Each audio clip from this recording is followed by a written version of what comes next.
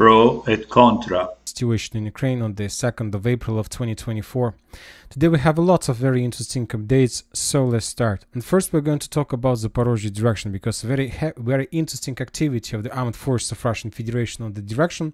As you can see, we have just a lot of icons from the Ukrainian side. During the previous 24 hours, the Ukrainians conducted a significant number of FPV drone strikes against the Russian forces between Chistopolye, Rovno and Kopony. So this FPV drone activity from the Ukrainian side confirms first of all that the Russians during the previous 48 hours or a little bit earlier concentrated significant number of forces on the line, and very likely the Ukrainians received some reconnaissance or intelligence information, or they made a conclusion that within the next few days the Russians will try to attack the Ukrainians in direction of Noa Danilovka with the purpose to cut the main supply road 0408 between Noa Danilovka and Robitin. For now the Russians still haven't started this operation, but once again due to FPV drone activity we can make a conclusion that something like this is going to happen very soon. Now we are moving further to the South Donetsk direction, where we got also lots of very interesting details and updates, and for the third day in a row we continue receiving updates from Ugledar, another let's say bombing of the town of the stronghold by the armed forces of Russian Federation using the multiple launch rocket systems or tall flamethrower systems. Very likely the Russians do have some plans to start offensive operation or another assault operation on Ugledar. But obviously we understand that possible Russian offensive in Ugledar is highly connected with the ending, with the finishing of Russian operation in Nova Mka, Konstantinovka. And according to the map, according to this picture, you see that we have a lot of geolocations and a lot of events that took place in between Konstantinovka and Nova Mka during the previous 24-36 hours. The most important updates are coming, of course, once again, between the area of Konstantinovka, Nova Mka. This is the area. Today, either the Russians and the Ukrainian sources published additional information of how the Russians were bombing and destroying the bridge between Paraskoivka and Nova Mka, one of the main supply roads that Ukrainians had in the past to support their forces in Nova Mka. The bridge was destroyed. We've seen this picture already yesterday, and as I understand, as a result of first attack, the Russians haven't managed to destroy the bridge completely. Today, the Russians continued this operation, this situation, and the thing is that we were guessing what kind of weapon the Russians were using for that attack. There was like few, let's say, opinions, let's say options, like the use of FAB or probably the use of missile or something like this. But today we got 100% sure information that the Russians destroyed this bridge with just a regular artillery 220 millimeters artillery system, the heaviest system that the Russians have. Anyway, we also see that there was not just a bridge, it was just the pontoon bridge, and as you can see, the bridge wasn't destroyed. If you can correct, you can still use the area. Anyway, I don't think that Ukrainians have possibilities to send forces, or nobody is willing to do this, so that's why we can be 100% sure that there are no longer a northern supply road between Paraskovivka, Konstantinovka and Nova Mka. About Nova Mka itself, today we got additional updates, additional information of Russian attack from on the northern direction, from farms towards the northwestern, let's say, residential area. The Ukrainian sources published another video of Russian armored attack with the use of significant number of tanks and personnel carriers. On this video, for example, on this episode, on this screen, we can count 1, 2, 3, 4, 5, 6 armored vehicles and tanks heading towards the Ukrainian positions. The video was published, of course, by the Ukrainian sources, so we shouldn't expect like victorious Russian videos. Most of the armored vehicles were either damaged or destroyed, but anyway, the furthest, let's say, geolocation we managed to find took place along this true line. So 100% sure the Russians entered this residential area, but yet we haven't received even a single geolocated confirmation that show us the Russian progress along this side, along this part of the Nova Mka. So that's why we are keeping this area as a gray zone regarding and despite updates from different mappers. Anyway, the clashes continues and the Russians continue pushing.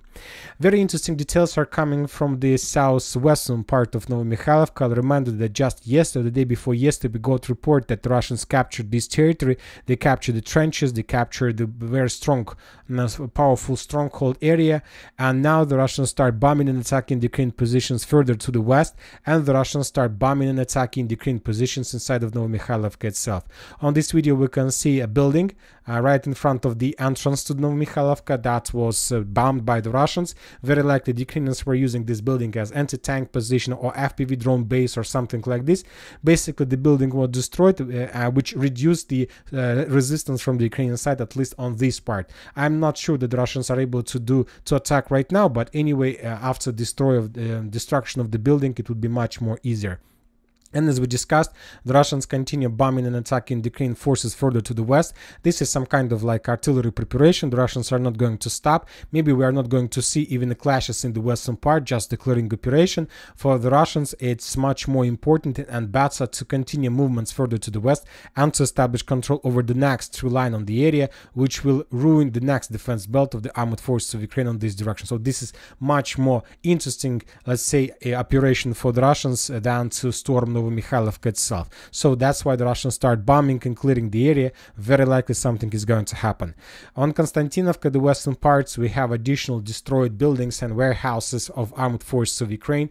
Another building where the Ukrainian, let's say, forces or maybe ammo depot or FPV drone base was discovered, and then as a result of strike, the building was set on fire, and that's it. The northern area, the northern flanks was secured by the Russians with FPV drones and Lancets. On this video, for example, we can see another Ukrainian personnel carrier heading towards the Ukrainian positions that was damaged and destroyed by FPV drone strikes. So the battle for Nova Mka is on the top of activity, either from the Russian, from the Ukrainian side. As I told you in the previous days, I expect that Nova Mka would be captured by the Russians by Wednesday, maybe by tomorrow, maybe by the end of the week, but obviously this is going to happen this week, at least I think so. Now we are moving further. We are moving to Avdiivka direction. To be more precise, first we're going to talk about Первомайская, Nitailova, Yasnobrodovka, Umanske defense belt. Today we got more details, more geolocations, more confirmations either from the Russian and the Ukrainian side. If you remember, this is exactly the area where the Russians conducted a few days ago, let's say, massive tank assault operation towards Yasnobrodovka. According to the Ukrainians, lots of armored vehicles of armed forces of Russian Federation were destroyed during that attack. A lot of armored vehicles of Russian forces managed to break through the defense belt and to reach objectives and goals and something like this. We have lots of mappers confirming additional Russian progress for now without geolocations. Lots of reliable sources, maybe more or less reliable or something like this, but we have what we have. Furthermore, we got the videos we discussed in the previous update of attempt from the Ukrainian side to counterattack the Russian forces, but the Ukrainian attack was repelled, or even the Ukrainian attack wasn't repelled, but at some point the Ukrainians, during their movement to the Russian positions, decided to stop, decided not to risk, and they returned back on the mainland towards Umanske. And during the withdrawal process, one of the Ukrainian personnel carrier got on minefield and basically was destroyed. And we have another FPV drone video of the 25th Airborne Brigade on the direction, how the Ukrainians were attacking the Russian forces here. And this video confirms that very likely the Russians managed to capture the final defense belt, the final tree line in front of the town of Umanske.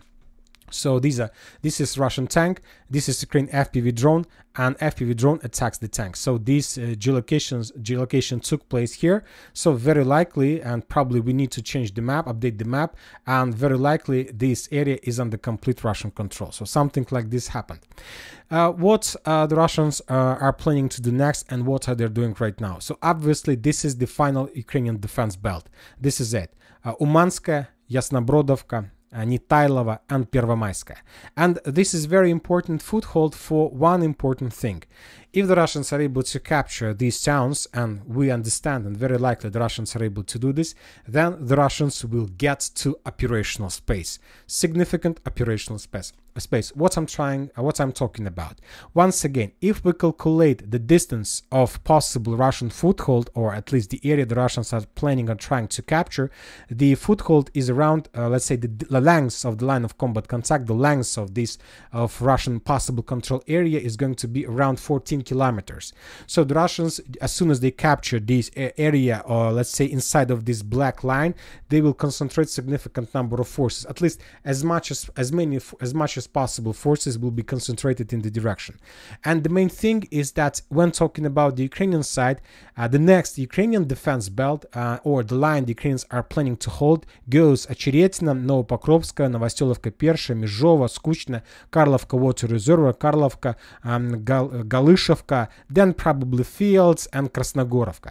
And the Ukrainian, let's say the length of Ukrainian line of defense belt is around 34 kilometers. So the Russians have, let's say, 2.5 less defense belt in comparison, let's say line of concentration of forces in comparison with the Ukrainian one. So at this point, when the situation is going to be exactly like you see right now in front of your screen, the Ukrainians will be forced to keep their forces all along these 34 kilometers, starting from Krasnogorovka to Очеретина. And the Russians can concentrate their forces just inside of this, let's say, position. And from these positions, the Russians will be able to attack to Novoselovka Persha, or to move further in direction of Karlovka Water Reservoir, or to attack to the south through Nitailova, also through the fields in direction of Krasnogorovka. So the Russians may choose where to attack, and the Ukrainians don't have possibilities to choose where to concentrate their reserves and where to defend. Because if the Ukrainians concentrate their forces in Karlovka, the Russians will move to the north in direction of, let's say, Очеретина, Yevgeniivka. If the Ukrainians concentrate their forces in Novopokrovsk, the Russians will attack Krasnogorovka. So now the Russians need less forces, and the Ukrainians need more forces than the Russians. Of course, this situation have just operational effect. Let's say in a day or two or three, the Ukrainians will be able to redeploy and to stabilize area. But who knows whether 1 hour, 2 hours, or 4 hours of unexpected attack can break the entire situation, and the Ukrainians can start running away further to the west in direction of Dnipro River. Nobody knows.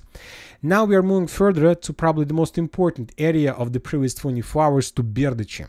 Berdichi. This is very important area because I believe that you have already seen lots of geolocations, lots of icons.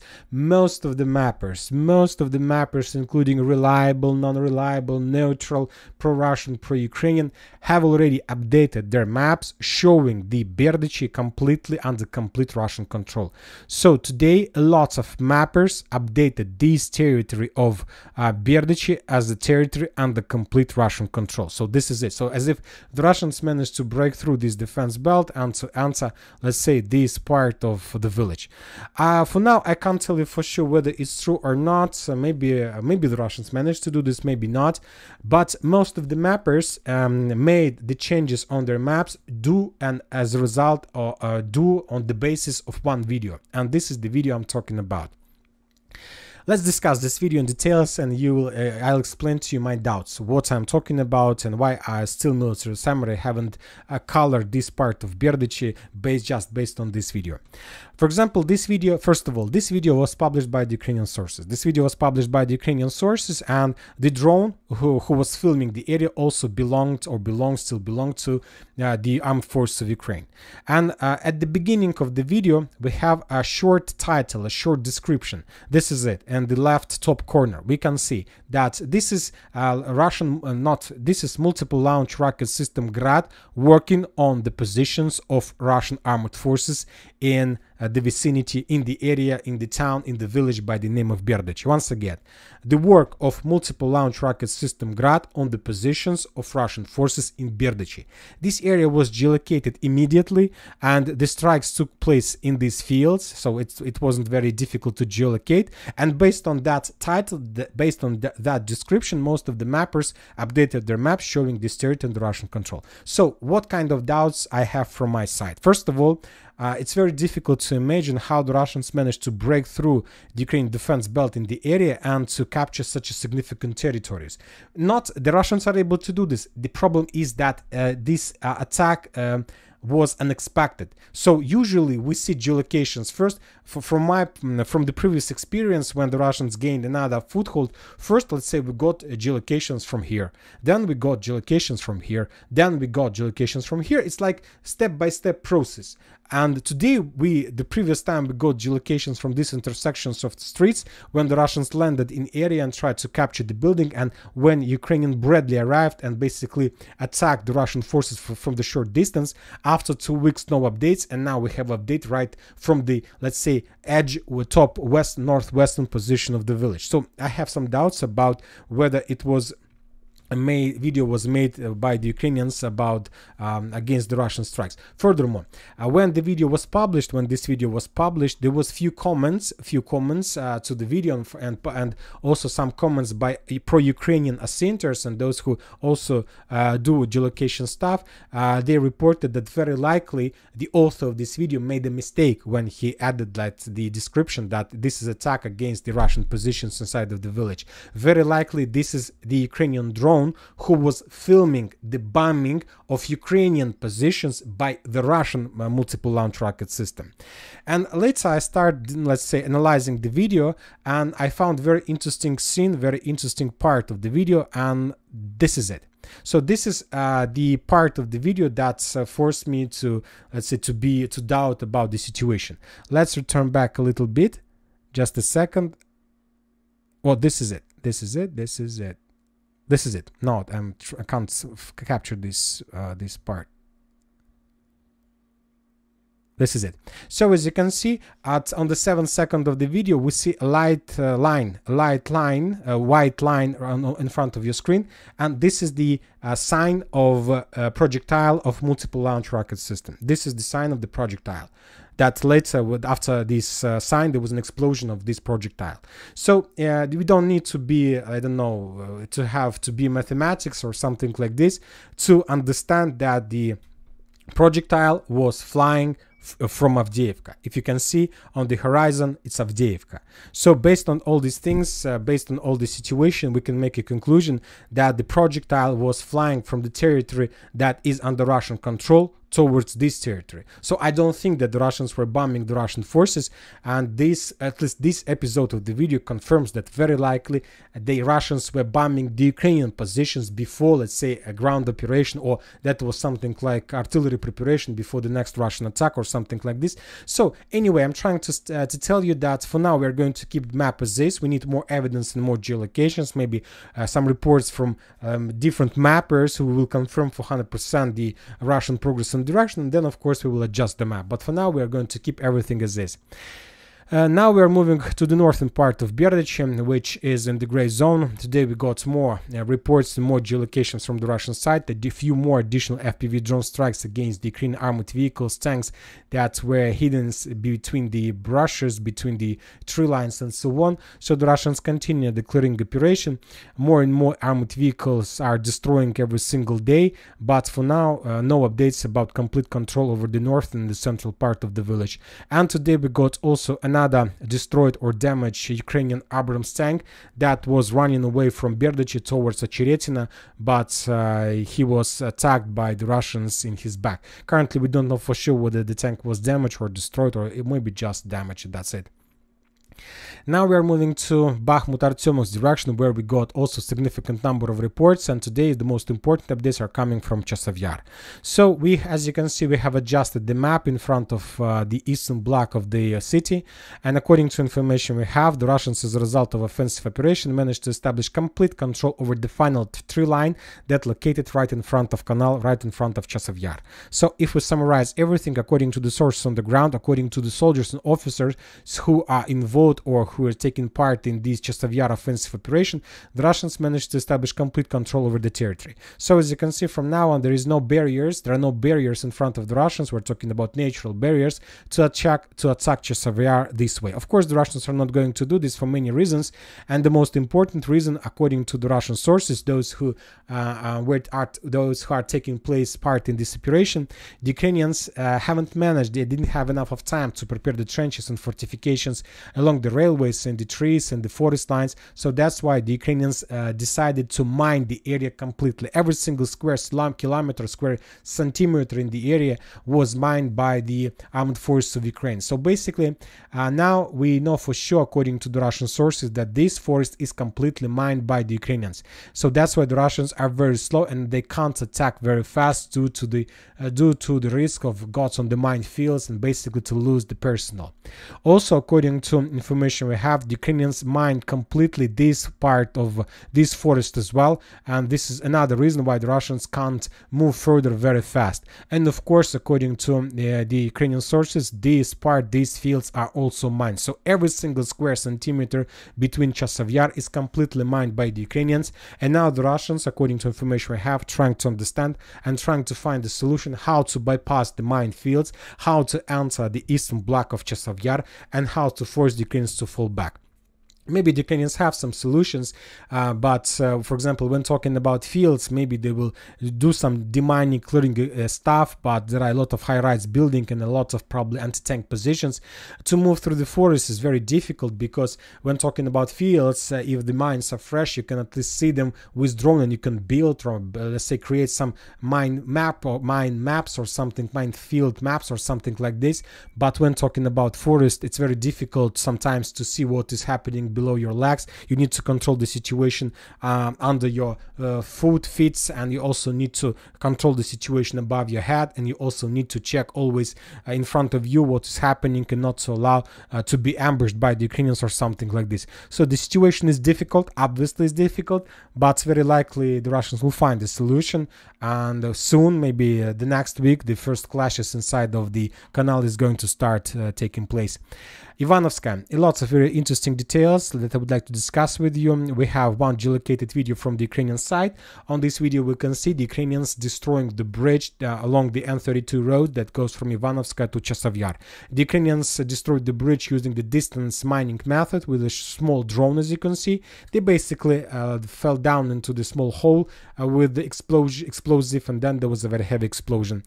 So the Russians probably have some problems at least for now, with logistic, with redeployment and moving further to the west. The situation in this area is the same as we used to see as we saw just now in Nova Mka, when just a small bridge was destroyed, but the destruction of the small bridge led to a small collapse of further offensive operation. Now the Russians need to think how to attack to the forest, to this area, let's say to the south, with the purpose to reach canal, but very likely this forest was also mined by the Ukrainians. So for now, a lot of things to keep in your mind, to build a strategy, tactic, and then to start movement. Now we are moving to Zaporizhia Direction, where the Russians continue offensive operation. We have some reports from the ground, and the Russians are saying that they're advancing. For now, we still haven't received even a single geolocated confirmation of further Russian progress. We just have some reports on the ground saying, telling us that the Russians managed to get some positions on the hill, to establish high-rise positions, to establish control over high-rise positions, to move further along the railways. The latest update we have from the area, the yesterday's updates to be more precisely, the main clashes were taking place in the vicinity of the railway station Mka. For now, we haven't received any updates whether the Russians managed to take control of the area or not, so we continue waiting for updates. The most important updates are coming from Belogorovka. The most important updates are coming from Belogorovka once again. As you can see, we have adjusted the map. According to information we have today, the Russians, as a result of offensive operation, managed to break through the Ukrainian defense belt, and the closest to Ukrainian position geolocation that Asinters managed to find took place in this area. It's not like a huge Russian attack. That was like, let's say, the destroyed Russian tank that was heading towards the forest. So of course the Ukrainians would not publish more videos whether the Russians managed to enter the forest or not, but we understand that by moving this way, the Russians were targeting and were heading to this forest, to this area. Currently, we don't know for sure whether the Russians managed to establish control over the forest or not, but very likely if the Russians started, obviously we need to expect that the Russians will finish the things they started, and very likely the Russians entered the forest, this one, and now currently, as I understand, is the process of digging in deeper from the Russian side with the purpose to stabilize the area, to repel possible Ukrainian counterattacks, and very likely the Ukrainians are counterattacking the Russians in the area, trying to force them to fall back. And once again, if the Russians are able to dig in deeper in this forest, and I remind you that very likely and possibly this is the positions of 54th Mechanized Brigade.